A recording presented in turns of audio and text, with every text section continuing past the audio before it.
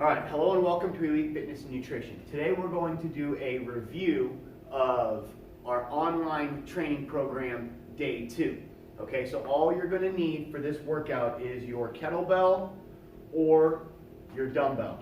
Now, ideally, you're probably going to want to have, if you do have options, you're going to have one heavier dumbbell or kettlebell, and then one that's lighter, probably, something that's between 10 and 20 pounds, and then something that's above 20 pounds, okay? And you'll see why here in a minute. All right, so we're starting out after you've done your rollout and your general mobility warm-up. We are gonna start out with our secondary warm-up that's gonna prep us for our workout here today, which is gonna be inchworms and wall slides or floor slides, okay? So, inchworms is gonna be, you're gonna take 2 cones or 2 markers and put them 5 yards apart, all right? And then you're gonna need access to a wall, okay, for your wall slides, all right? So what I'm gonna do starting off with inchworms, let me move my weight out of the way here, is I'm gonna go down into what we call in yoga a downward dog. All right, so I'm on my hands and my toes right here, and my butt's up in the air. My elbows are locked out straight, my legs are locked out straight. I'm gonna walk my hands 1 hand length at a time, as far as I can out. Keeping in mind, I'm trying to eliminate as much twisting with my body as I can as I do this. I'm going to go as far as possible, and then I'm going to walk my toes 1 step at a time, keeping my knees locked out. Notice how my elbows and knees stay extended, stay locked out tight, bringing my feet as close to my hands as I can without bending, and then I'm going to go back with my hands walking out again, okay? So you're going to do that for 5 yards. So obviously, the farther you can stretch out, the less you'll have to do. All right, with that, you've got your wall slides or wall angels, however you want to call them. So part of the bar here, I'm going to dip right under this bar. All right, now remember, with this exercise, you want to keep your lower back, the back of your shoulders, elbows, and forearm and wrists, all pressed against the wall as you go through this range of motion. Or that's at least what you're attempting to do. If it's not perfect, that's okay, right? The reason we're doing this is to work on improving that mobility. So you should, over the weeks, if you do this enough, you should notice this start to get a little bit easier. So I've got my elbows back, starting at shoulder level. I've got my wrists back. So right now I'm pressing my low back into that wall, making sure that the back of my shoulders, the back of my elbows, and my wrists are all pressed in. And then I'm going to raise my hands up, taking my forearms straight up what I call the train tracks. All right, it's like my forearms are on a couple train tracks, and I'm just going to raise up as far as I can, trying to keep all that stuff pressed back, and then back down. Okay, the last part of this is doing your breathing, making sure that you're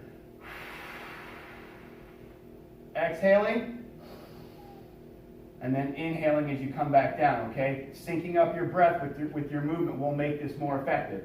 I like to think of the exhale almost like I'm blowing out birthday candles. So a nice, big, long, forceful exhale, okay? So you're going to go through that for your reps.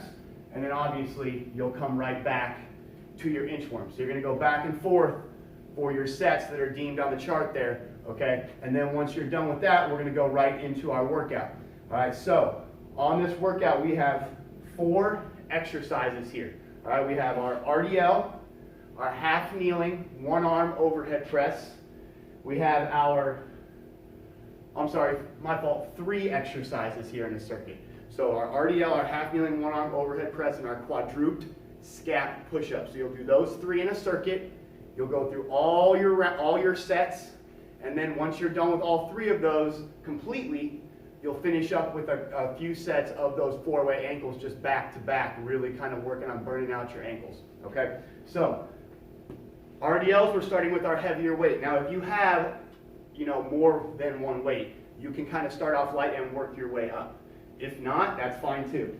All right, so I've got my kettlebell here, and I'm going to do my RDL. So my feet are about shoulder width apart like my squat, shoulders back, abs tight. I'm positioning myself just like I'm going to do a squat, except for when I sit my hips back, instead of allowing my knees to bend, I'm just going to continue this hip hinge and really focus on the stretch of the hamstrings, making sure we're still maintaining this flat back. I'm not overarching, I'm not rounding, right? I'm maintaining the same thing, but now I'm just really isolating that hip hinge on my squat. So I should feel my hamstring stretch. Now when I come up, I don't want to press forward. I want to stand straight up. So I'm going to push my feet down to the ground, stand up, and squeeze my glutes. Notice how I'm keeping my shoulders in good position, kind of chin tucked there, okay? Maintain this nice solid posture. I'm going to stretch back down, and I like to have my head follow my chest, right? Now, if you're not really experienced yet, and that's tough for you, some people just like to kind of keep their gaze looking straight ahead. They feel like that helps them maintain posture. That's fine too, all right? So we're just going down, stretch, push through and squeeze. Right here, stretching. Really feel the end of that. I can't go down anymore without bending my knees.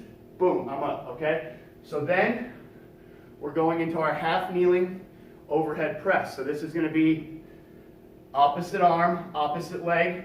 My foot is positioned right under my knee. My knee is positioned right under my hip. It's just opposite arm, opposite leg.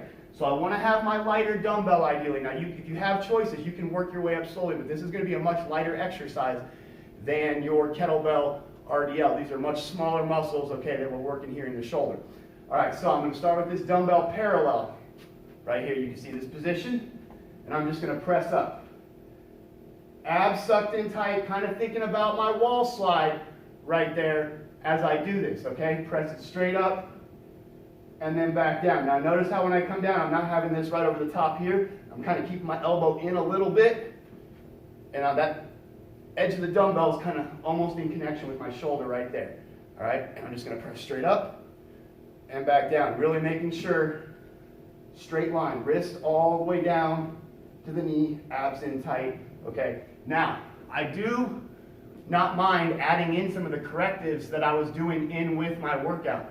So if you feel like you need to go back through and kind of pepper in your inchworms or pepper in your wall slide in with these two exercises, for example, before I do a set of those, I may want to go back over and do 5 wall slides, okay, really quickly, and then see if as I come back into this, if that makes it easier. It's a great way to see if the corrective or the exercises that you're doing are actually helping you with what they're supposed to be helping you with, right? Okay, so the final exercise is going to be your quadruped scap push-up. So my fingertips are straight ahead, my elbows are locked out tight, my abs are sucked in. I'm going to allow my shoulder blades to come together, try not to let my lower back be manipulated, but keeping it nice and flat. So I'm only working through my thoracic spine. Shoulder blades together, elbows locked out, and I'm pressing away. I'm working for as much range of motion in my shoulders there as I can. Okay? So that will be your final exercise. Once you're done, you'll pop right back up to your RDLs. This would be a great time if you needed to maybe go through a couple of inchworms, okay? If you wanted to knock out a set of inchworms and then boom, right into your RDLs. See if it helps, okay? So those are some ways that you can pepper in those other exercises. Okay, so after that, we're moving on to our 4-way ankle. So you're gonna do your sets back to back, maybe 15, 30 seconds rest tops. But this is really trying to strengthen up some of those small muscles in your ankles, okay? Believe it or not, that's one of them. It's really important in strength training that you focus on your ankles, because this is the first joint between your floor and the rest of your body. If this chain isn't properly strong and mobile, all the things up the chain are going to be affected by that. Okay, so we need to start and make sure that we're focusing on some of those things as we work our foundation, okay? Or we're going to end up having some issues down the line. All right, so very simply, knees bent at 90, right over my hips. I got a nice straight line. My legs are parallel to each other, and I'm going front to back. Boom. All right. Then after I do my reps there, I'm keeping them flexed back, and I'm just going to rotate them side to side, as much internal and external rotation as I can. Then I've got clockwise circles. Then I've got counterclockwise circles. Notice how I'm keeping my feet together but not touching and getting as much range of motion as I can. Okay, so you'll rest for a second, shake those out, all right, and then you'll do however many sets it says in a row there, really getting that burn, getting those ankles strong. Okay, once you're done with all that, we're going on to our old school sit-ups and our half kneeling AR presses. So remember, you can hook your feet under weights to make it a little easier, or make it more challenging by taking your feet out of the weights. So obviously old school sit up, I'm going to have my feet hooked under. I'm just imagining, I got a small dumbbell over here, I can't really get my foot under it, so I'm just imagining here, give you guys a little demo.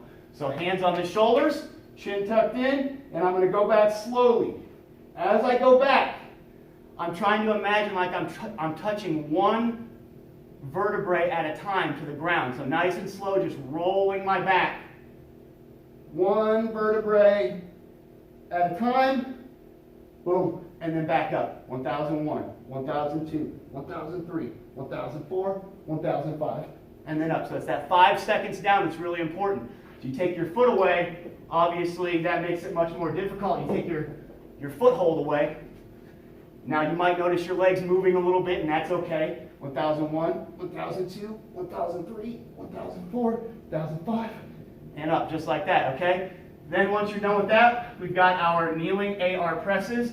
So this one you will need it's one thing I forgot to tell you at the beginning, you will need your stretch band for this if you have it. So I'm going to go grab mine real quick. And all we're going to do is take this thing, tie it